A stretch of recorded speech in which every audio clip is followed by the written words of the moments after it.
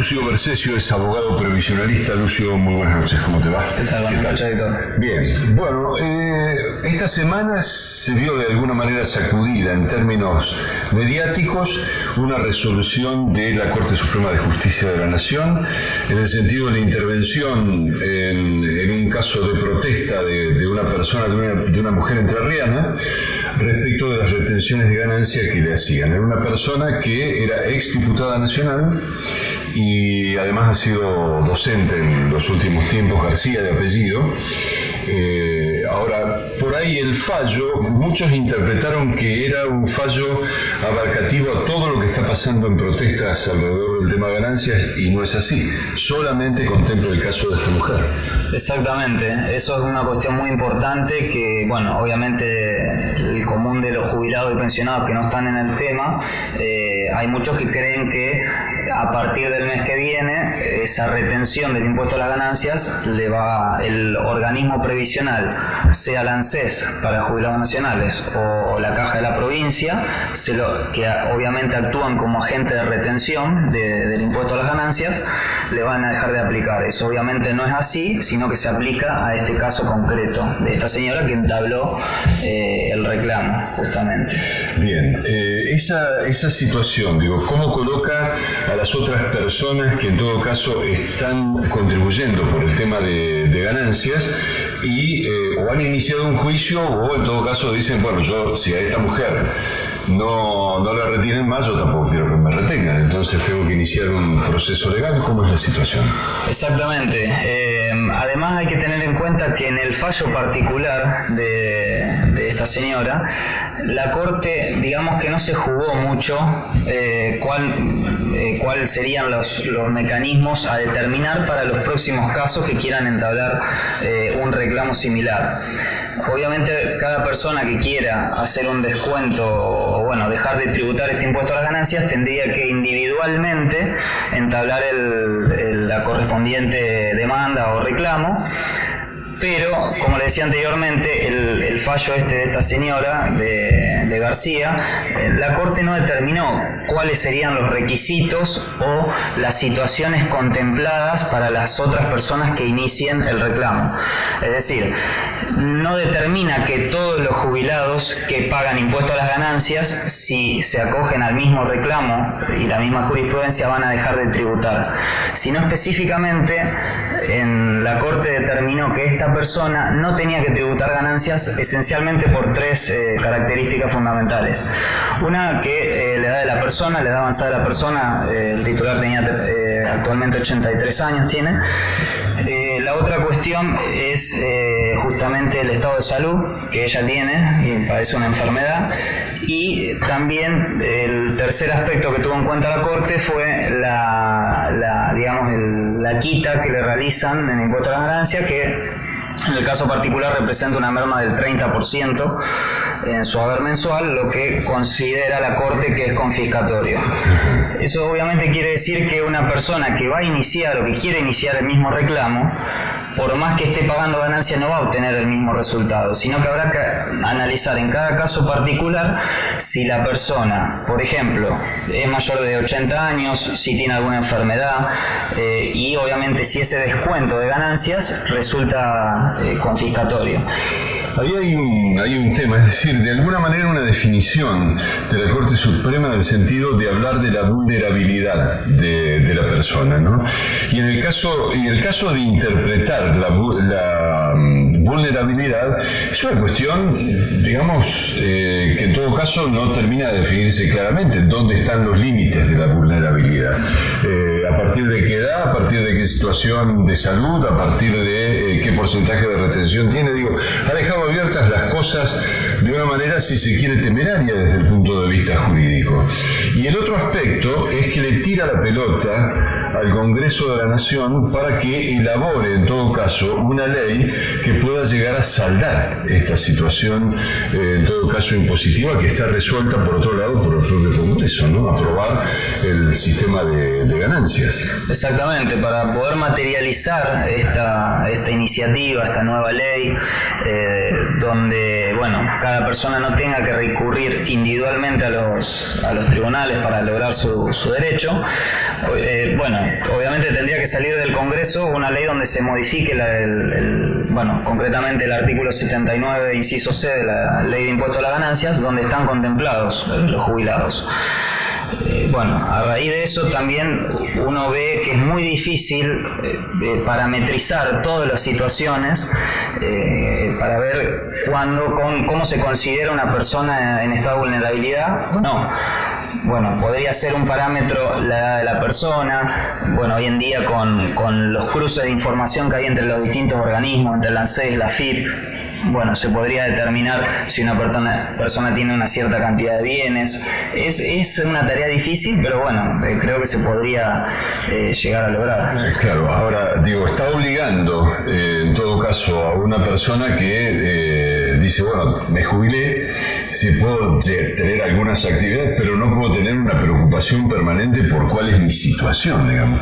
Si lo colocan al individuo en una situación de crisis y de tensión permanente en función de procurar resolver sus derechos, ¿no? Cosa que uno entiende de que debería estar resuelto de otra manera. Exactamente. Sí, incluso la misma Corte no se puso de acuerdo para resolver esta cuestión.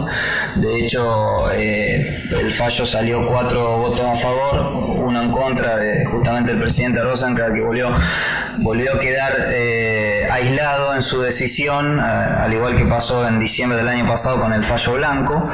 En realidad tiene una cierta lógica los argumentos de Rosenkrantz, en el sentido de que él no estuvo de acuerdo en eximir de ganancias a esta señora, porque hay que tener en cuenta que, según sus argumentos, el organismo que está facultado, que tiene las facultades para determinar las cuestiones impositivas, es el Congreso y no el Poder Judicial. Y el Congreso ha determinado en una ley que los jubilados y pensionados están, dentro de ese grupo en el cual tienen que tributar ganancias. Y además le dio un tratamiento distinto al común de los trabajadores activos, porque con una modificación que surgió en el 2017 en la Ley de Ganancias, que se diferenció a los jubilados y pensionados de los trabajadores activos. Trabajadores activos hoy en día, el mínimo no imponible es por ejemplo, para un trabajador soltero sin hijos 38.000 pesos, para un casado con 2 hijos es 50.000 pesos.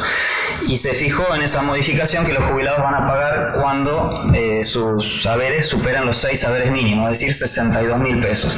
Es decir, que el legislador ha tenido un tratamiento distinto para con ello. Otro de los argumentos también que sostiene el presidente de la Corte Suprema es que no se tiene que tener en cuenta, cuestión que los otros 4 miembros sostenían, que por el artículo 75 de la Constitución Nacional establece que tiene que haber una protección especial para los colectivos, ciertos grupos de personas como son las mujeres, los niños, los ancianos, y eso él sostiene que no es un argumento razonable para eximir de pagar impuestos a los jubilados, porque con el mismo criterio, por ejemplo, él sostiene que una mujer, por el hecho de ser mujer, no tendría que pagar impuestos, si está contemplado en la Constitución que tiene que haber una protección especial para la mujer. Bueno, te pregunto por el caso Blanco, que lo mencionaste. Recordanos en todo caso qué significó, qué se planteó en esa condición y qué, en todo caso, qué importancia tiene para el sistema previsional globalmente.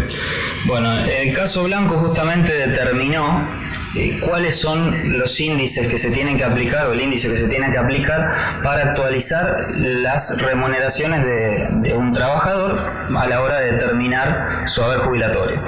Una persona, cuando va a solicitar la jubilación, se tiene en cuenta si aportó en relación de dependencia, se toman en cuenta los últimos 10 años.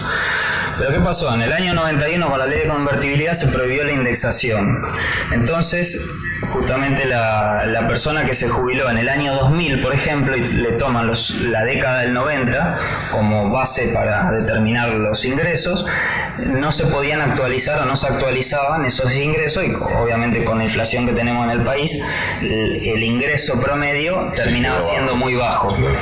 Entonces, judicialmente, en el fallo Elif, que es un fallo que ya tiene unos cuantos años, se determinó que había que aplicar el índice ISBIC, que es un índice de los salarios de la industria y la construcción. Se tenía que aplicar esos aumentos, que en el periodo determinado hasta el 2008, que fue la nueva ley, había dado un aumento del 478%, contra el RIPTE, que es el que pretende fijar la ANSES, que es el que utiliza en la reparación histórica, que tiene un aumento del 178%. 3 veces menos. Exactamente, por eso se explica que los ofrecimientos de reparación histórica rondan en promedio el 30% de lo que se obtiene por vía judicial. Sí.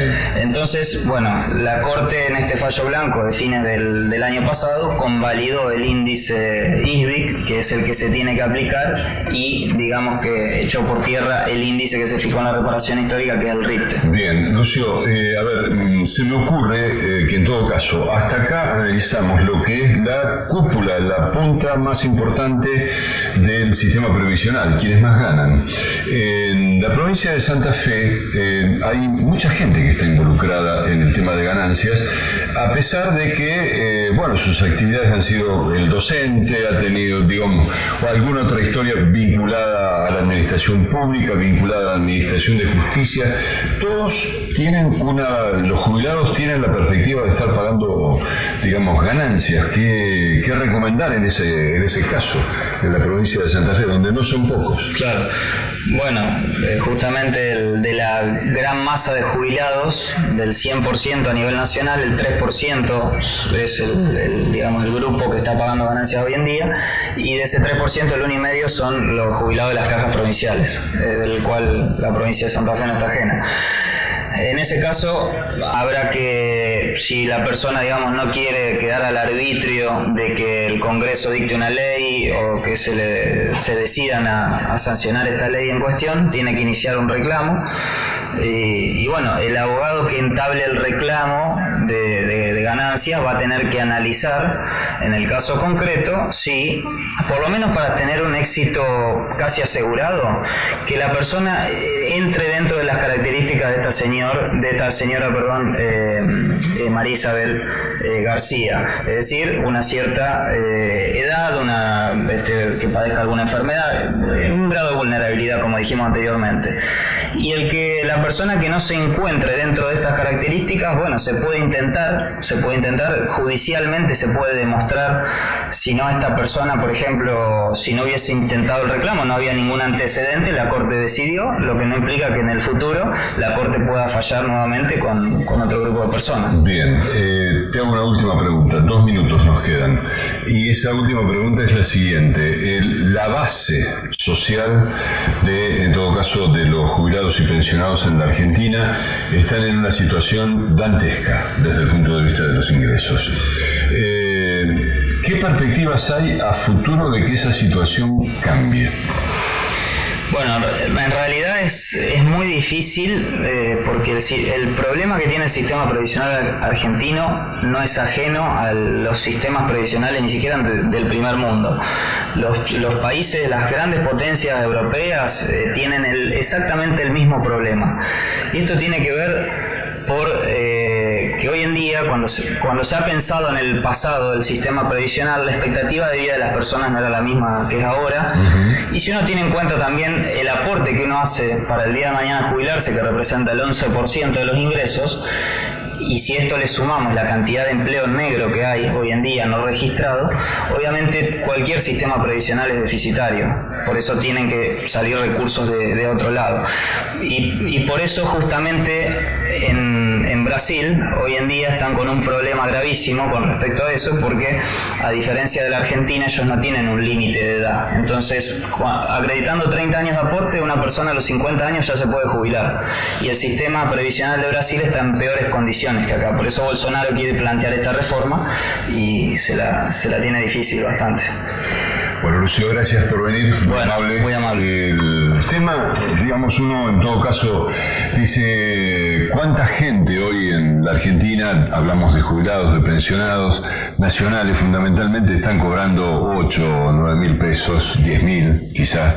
Y esto evidentemente no sirve, no alcanza para satisfacer las necesidades básicas elementales de cualquier persona. Por eso, qué sé yo, la pregunta final tiene que ver con esto. ¿Hay alguna perspectiva para cambiar? Y creo que Lucio fue muy contundente en la respuesta, en el sentido de ver qué es lo que está pasando con la Argentina blanca y con la Argentina negra. La Argentina negra por ahí tiene tanta participación en la vida activa que desarrollamos, que representa una carga social extremadamente importante. En una semana nos volvemos a encontrar. Gracias.